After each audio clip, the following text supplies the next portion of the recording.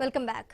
తమిళనాడులో మరో రాజకీయ పార్టీ పుట్టుకొస్తోంది. బీజేపీకి గుడ్ బై చెప్పిన అన్నామలై కొత్త రాజకీయ పార్టీని పెడుతున్నానని ప్రకటించారు.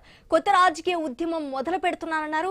తమిళనాడు అభివృద్ధి కోసం కృషి చేస్తానని కూడా తెలిపారు. ఇక ఇదే టాపిక్ పై డిస్కస్ చేయడానికి మా కొలీగ్ శివాని ఉన్నారు. శివాని, చెప్పండి, దీన్ని ఎలా చూడాలంటారు? బీజేపీకి గుడ్ బై చెప్పి అన్నామలై అయితే కొత్త రాజకీయ పార్టీ పెట్టబోతున్నట్టు తెలుస్తోంది. దీనికి సంబంధించి అప్డేట్స్ ఏంటి? రైట్ శ్రీజ, ఇప్పుడు ఇదే టాపిక్ దేశవ్యాప్తంగా హాట్ టాపిక్ గా మారిందని చెప్పొచ్చు. అండ్ తమిళనాడు పాలిటిక్స్ గురించి మాట్లాడితే డే బై డే ఒక ఇంట్రెస్టింగ్ న్యూస్ అనేది మనం రోజు వింటూనే ఉన్నాము. చాలా ఇంట్రెస్టింగ్ గా సాగుతుంది తమిళనాడు పాలిటిక్స్. మొన్నటి వరకు మనం చూసాము విజయ్ పాలిటిక్స్ ఏ విధంగా నడిచిందో. బట్ ఇప్పుడు తెర మీద కొత్త అంశం వచ్చింది, అది కె అన్నమలై బీజేపీకి రిజైన్ చేయడం. సో ప్రస్తుతం మన దగ్గర ఆయన రెసిగ్నేషన్ లెటర్ ఉంది. సో ఆ రెసిగ్నేషన్ లెటర్ ని డీకోడ్ చేద్దాం, సో దట్ మనకు తెలుస్తుంది ఆయన రెసిగ్నేషన్ సబ్మిట్ చేయడానికి మెయిన్ రీజన్ ఏంటి, ఎందుకు బీజేపీ పార్టీ నుంచి తప్పుకున్నారు, నెక్స్ట్ ఫర్దర్ స్టెప్ ఎలా ఉండబోతుంది అనేది కూడా ఇప్పుడు మనం తెలుసుకుందాం. సో క్లియర్ గా మనకు స్క్రీన్ మీద కనిపిస్తుంది, ఇది కె అన్నమలై సమర్పించిన రెసిగ్నేషన్ లెటర్. సో డీకోడ్ చేద్దాం. First of all, to Thiru Nitin Nabin, national president, Bharatiya Janata Party. Respected sir, vanakkam. Inspired by the leadership of our Honorable Prime Minister Narendra Modi, I have joined the Bharatiya Janata Party 6 years ago, seeking to bring positive change to Tamil Nadu and improve how politics is conducted in the state. Most importantly, I wanted to change the notion that politics is a path only for the elite and a select few people, not for the common man. I am extremely thankful to the BJP leadership for trusting a very young and raw me with great responsibility and leadership positions. So yes, clear ga mention cheyadam jarigindi ee first paragraph lo, saying that 6 years ago nenu Bharatiya Janata Party lo join ayyanu and chala responsibility naaku appagincharu. Pedda leaders kaanivachu, andaru BJP members kaanivachu, andaru support icharu, leaders kuda support icharu. Pedda responsibilities nenu handle chesanu and nenu ee politics lo raavadaniki main reason కొందరు elite and few people కి కాదు. ఈ politics అనేది ఇది common people కోసం నేను రాజకీయాల్లోకి join అవ్వడం జరిగింది అన్నట్టుగా కూడా ఆయన చెప్పకనే చెప్పేశారు.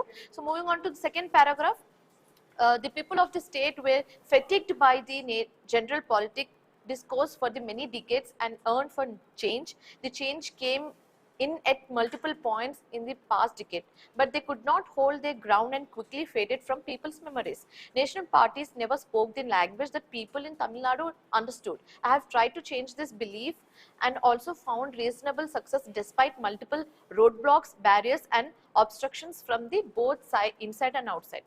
So ఇందులో ఏంటంటే క్లియర్ గా మెన్షన్ చేయడం జరిగింది, అంటే ఇప్పుడు తమిళనాడు జనాలు గత ప్రభుత్వం కానివచ్చు, అంటే డిఎంకే ప్రభుత్వం గురించి ఆయన ఇండైరెక్ట్ గా మెన్షన్ చేయడం జరిగింది.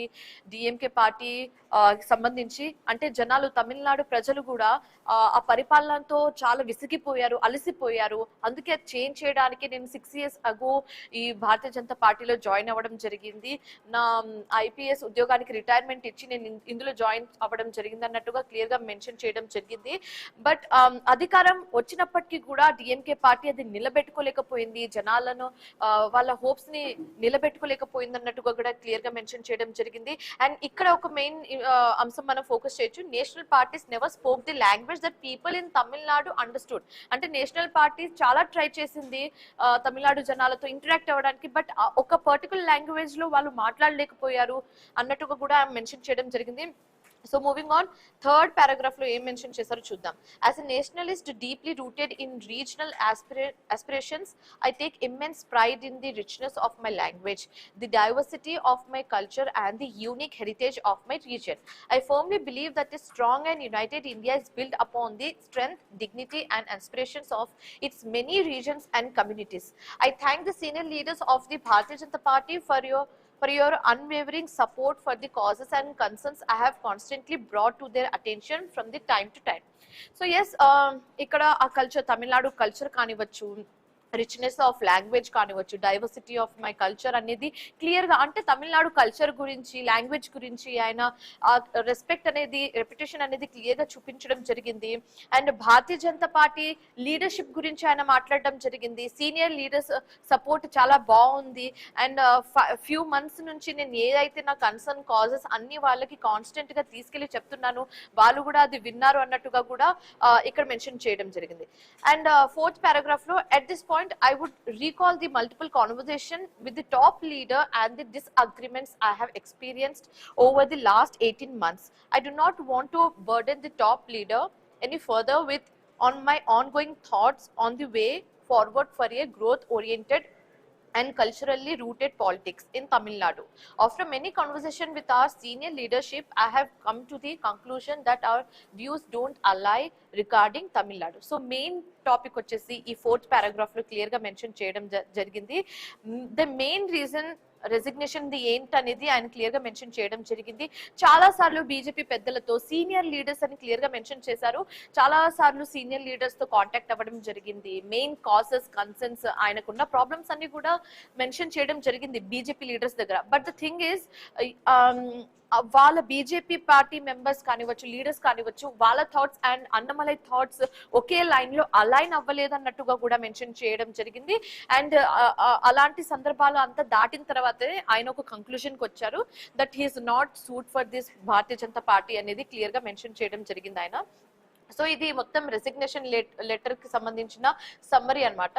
సో ఫైనల్ పారాగ్రాఫ్ లో ఏం రాసారో, ఏం మెన్షన్ చేశారో చూద్దాం. After much thought I believe the time has come for me to step out of the party, reflect on the actual purpose of my entering politics, and say where the winds take me in the future. I humbly request that I be relieved of my organizational responsibilities with immediate effect, and that my resignation from the primary membership of the BJP be accepted with immediate effect. Yes. So ఒక conclusion కి వచ్చారు ఆయన.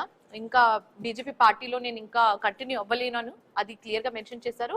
So immediate గా నన్ను BJP పార్టీలో నా పదవి నుంచి నన్ను వెంటనే తొలగించేయాలి, నా రెసిగ్నేషన్ యాక్సెప్ట్ చేయాలన్నట్టుగా క్లియర్ గా మెన్షన్ చేయడం జరిగింది. Thank you sincerely K Annamalai. So ఇది కే అన్నమలై సబ్మిట్ చేసిన రెసిగ్నేషన్ లెటర్. ఈ రెసిగ్నేషన్ లెటర్ కి ఆమోదం తెలపండి అన్నట్టుగా ఫైనల్ పారాలో కూడా మెన్షన్ చేశారు. సో దాని తగ్గట్టుగానే రెసిగ్నేషన్ లెటర్ కి ఆమోదం కూడా తెలిపేశారు. సో ఇక్కడ మెయిన్ క్వశ్చన్ ఏంటంటే, రెసిగ్నేషన్ సబ్మిట్ చేశారు, బీజేపీ పార్టీ నుంచి వైదొలిగిపోయారు, బట్ వాట్ నెక్స్ట్?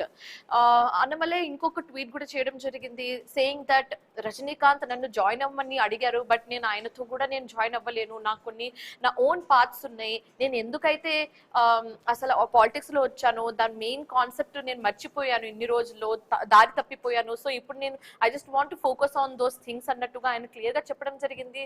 సో కొత్త పార్టీ ఏమైనా పెట్టబోతున్నారా, ఏమైనా ఉద్యమం మొదలు పెట్టబోతున్నారా అన్నట్టుగా కూడా అందరు ఆలోచిస్తున్నారు. సో చూడాలి వాట్ నెక్స్ట్ అనేది, కే అన్నమలై ఇలాంటి డిసిజన్ తీసుకుంటారనేది చూడాలి. Sreeja. Right, thank you Shivani. Updates continue అయితే షార్ట్ బ్రేక్ తీసుకుందాం.